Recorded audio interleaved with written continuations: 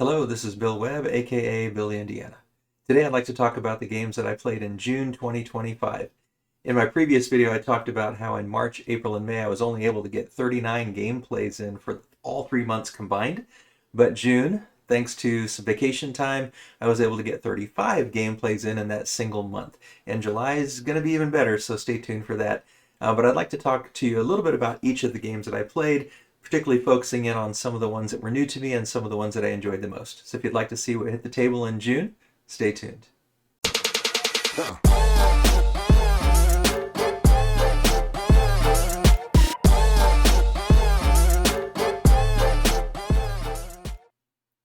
So I'm going to use BGG, Board Game Geek, and kind of go in reverse order from least played to most played, tell you how I played it, where I played it, what I thought about it for some of them. Many of these I've played lots of times and talked about them many, many times over, so I'll probably kind of skip over those a little bit, but try to focus on the ones that were new to me or newer to me so that you can hear a little bit more about my thoughts for those. So starting at the least played one was Mesos, and this is a newer game, and just played this one on BGA Board Game Arena. This is by Yaniv Kahana and Simone Luciani. It's from Cranio Creations, and this is a card game, and you're basically choosing kind of like a King Domino style bidding for where you want to pick, and the further out to the right you go, here I'm pointing at the screen, you can't see, but the further out you want to the right to go, like you want to pick one card in the bottom row, one card in the top row, two in the bottom, one of each, two in the top, two in the top, one in the bottom. The further you go to the right on this queue, then the later you're going to pick in the order of the picks. And then you're also going to have a lesser bid on turn order later. So the earlier you go on this left to right queue, the fewer cards you get to choose, but the sooner you get to pick on the next round. And there are different cards. There's building cards. I think that's what these are over here on the left. And then we've got these cards that have brown on them that are going to be scoring cards. They look a little different in this picture. I wonder if that's just because of the BGA implementation, or that here are some building cards, I believe. But yeah, it's an interesting game of choosing and trying to collect. Like for these green cards, you want different emblems, and for these purple cards, you want to have the most when like this card comes up. And then for some of the hunters, the more hunters you have, the more you score at the end of the game, but also the more food you get. And so just kind of an interesting picking and timing cards, kind of like set collection to a degree, but more like how they're scoring. And like I said, the earlier you get to go the next turn, you also get these bonuses. And so there's lots of different things going on in this game. Just played it the one time on BGA and did enjoy it. I'll talk about it again in July because I got to play it again later. But next up, Lost Cities Roll and Write. I've played Lost Cities and Lost Cities, the board game. And Lost Cities, the board game, is still my favorite, which I know a lot of people don't like as much, but I like Lost Cities and have played that a lot. But this is my first time to play the Roll and Write version. And this is also a Reiner Knizia by Cosmos game, just like Lost Cities and Lost Cities the board game. But in here you're rolling the dice, and if it's your turn and you roll, then you're going to pick specifically, I think, the color and the number, and everybody else has to pick a different color, I think. And I think that if you pick it, you kind of pull it out of the pool, and everybody else has to pick from what's left over, and you kind of take turns rolling. I don't remember all the details because we just played it the once, but you're trying to work up these tracks, and each time you cover up one of these symbols, like the arrows, you get to skip a step and jump ahead. When you cover up one of these little pots, and you get to cross up a pot over here, and you're gaining points as you go up, and it's kind of like Lost Cities in the sense of trying to add your points as you go up. But just a roll and write form of it. And it was fine. I enjoyed it. It was, an easy one to learn. Fun Facts was the next one we played, and it was kind of a good one for the vacation time because we went with some friends, and they had several family members present that we didn't know. And so, here you got it in a foreign language. Let's see if I can find it. Well, we can probably figure it out. I guess there's not that many pictures of it. There we go. Oh, still another foreign language. Let's see if we can find one. Well, here's just a picture of the different pictures. So you get a topic and you're trying to figure out, like, how many days would you want to spend on a cruise if you had no limitations? And so everyone puts their numbers in secret, and then the first person up puts theirs down. You try to figure out if you're going to be higher or lower, and they're all face down to begin with, and you start flipping them over and see how many of them you got right. And so it's kind of just a fun way for us to learn about each other, especially for my wife and I who weren't part of the family. So trying to get to know them. It looks like most of these pictures are in different languages that I don't speak. So a little hard to see, I guess, from that respect. But hopefully you get an idea about how that played. Next up, Downtown Farmers Market. Now, in Downtown Farmers Market, this is one where you're picking different tiles and you're trying to set them up in a grid, and you have these tiles that tell you what you're going to earn points for, and you're then trying to get the cheese and the carrots and the corn, and some of the tiles have multiple corn or multiple carrots or multiple cheese, and so you're trying to put them in your grid like this one. This is part of a grid, I guess, here. And you're trying to, for instance, in this case, you don't want any eggs in this column. So that's going to be a problem because there's an egg there. Here you want 10 things exactly. So we got 3, 4, 5, 6. And so you're looking at, here you want 1 milk, and then it's hard to see what that other is. But so they got their 1 milk, but you're trying to satisfy vertically and horizontally the rules that you set up for yourself. And it's an interesting little game. You're trying to pick and choose the tiles and hoping that other people don't pick the ones you want. Diamant, or as we played it, the version was Ink and Gold. I think Diamant is the re-implementation of it. But you have these cards that you're flipping over, and you have these little tents that you're hiding your little jewels in. And as you flip the cards over, some of them are going to allow you to keep progressing. It's kind of a push your luck. Well, it's 598 images here. You're going to get a chance to push your luck and see how many cards you can flip over and how many gems you can get before these scorpions and other spiders and things show up. And if you get, I think it's 2 or 3 of the same kind of bug, those bad cards flipped over, then you're going to bust and everyone's going to lose what they've saved. So you're trying to figure out, when do you want to leave this expedition and how long do you want to stay in? And you're always kind of showing how many you hide, how many you're thinking, am I staying in, am I going out? And you open up your hand and you tell if you're leaving the expedition or not. And if you're the only one to leave, then you get all the gems that are there. And if you go with the same with someone else and you split them up, so you're kind of trying to push your luck to get as many gems as you can before you go out. But you also don't want to go out when a whole bunch of people go out, because then you have to split up the gems. And so it's just an interesting game I'd never played before. So that was a lot of fun. Ink and Gold or Diamant. Courtesan's another one new to me, and I heard a lot of people talking about this game. It's an interesting one where you got this middle row of courtesans and you're playing cards above or below to try to raise or lower their values, and in the end you are going to be trying to score based on the cards that are in front of you. And so this is the middle to tell how it's going to be scored, but in front of you, let's see, I don't know if we've got a tableau here. Looks like it's mostly just the components here.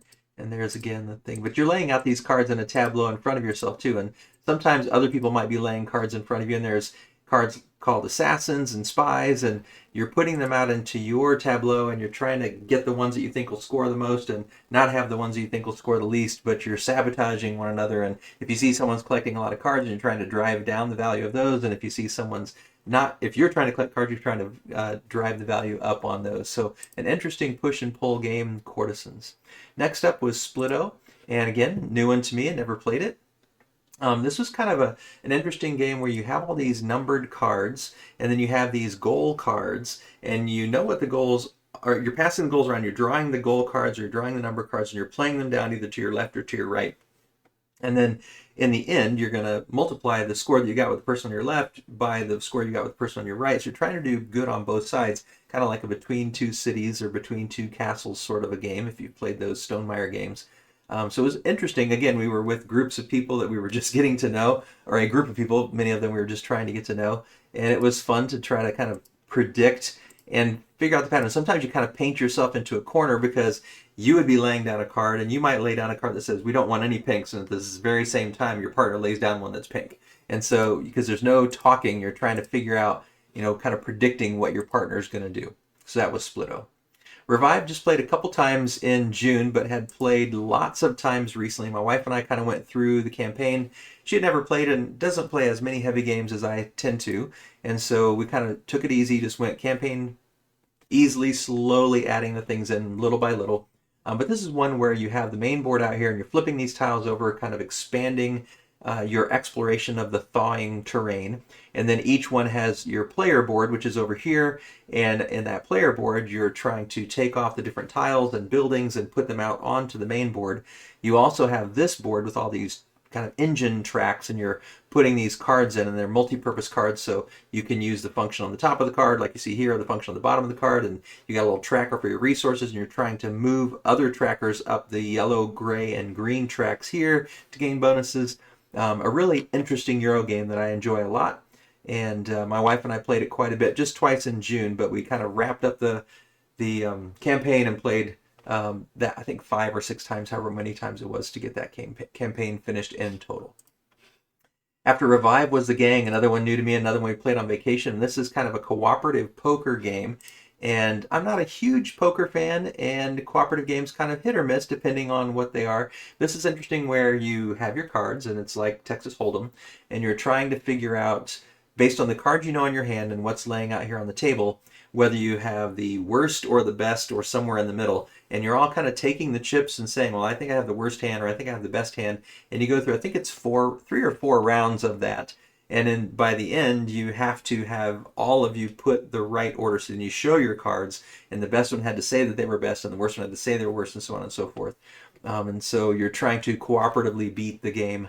And it's themed as you're a gang of bank robbers, I think, and every time you win, you're successful in that, and every time you don't, a siren starts to go off, and you're getting closer and closer to getting captured. So the theme doesn't really matter, I don't think, too much for the game, but if you like cooperative games, you like poker, that might be one you'd want to try. We enjoyed it.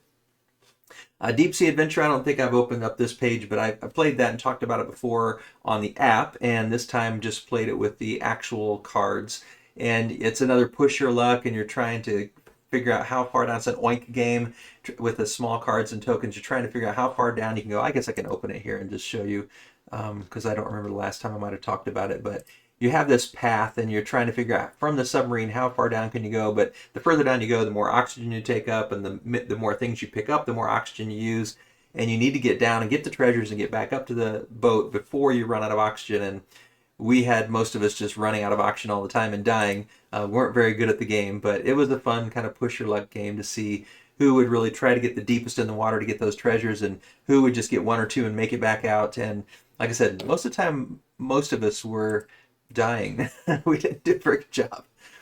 We played Catan 3D Edition a couple times with some friends that we've met here since we moved to Washington, and they've played a variety of different games, and we've taught them some new games. But they really liked Catan, just hadn't played it in a long time, and we had the 3D version, so they came over and we played a couple games back to back one night. It's a fun game when you can play. We also used the helpers of Catan, I guess, where you have these cards and they kind of can help. Like one of them is if your numbers don't get rolled and you get an extra resource, and you can use those helpers for a certain amount of time, and you get a tournament and get a different one. So it's an interesting kind of extra little twist to the Catan game that doesn't make it very much more complicated. And we played Seafarers mixed in with it, so with exploring and trying to find the different terrain with gold and things like that. Captain Sonar was another one that was new to me. I've had this on my shelf for a long time, but it's best with 8 players, and again, on vacation we had exactly 8. Everyone was keen to play it.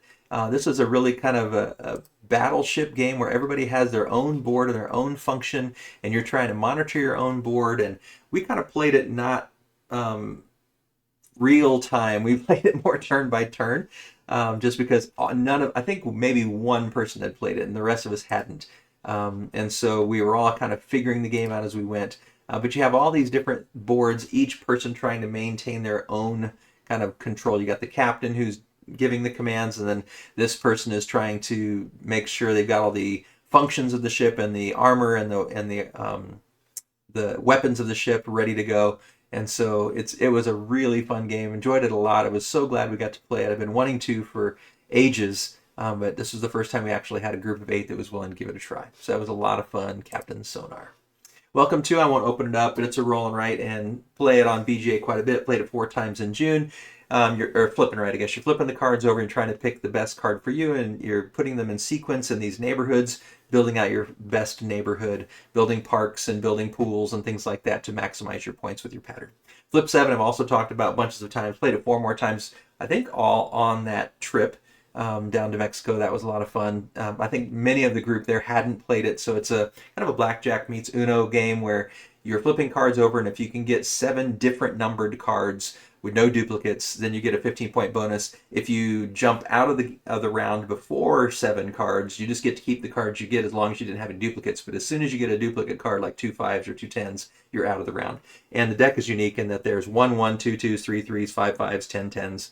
And so the big cards are worth more points, but there's also a lot more in the deck, much more likely for you to bust by getting your second one. So Cartographer is another one that I played a bunch and talked about a bunch. It's a flip and write as well, trying to paint out your terrain and explore the different varied patterns, and you're always scoring like A and B and then B and C, and A and B might be the city scoring and the forest scoring, and then the next time is B and C and it's the forest and then maybe the water and the grasslands or whatever. And so you're trying to kind of work ahead a little bit to the things that are in the future, but you're also trying to maximize what's going to score right now by flipping over the tiles. And there's a little bit of a, you don't know exactly when the end's going to come. There's numbers on the cards, and as you flip the cards over, when it reaches a certain point, then that round is over. So I really enjoy Cartographers, and I think I played that only on BGA or Steam. I forget which one. In this last month, probably BGA.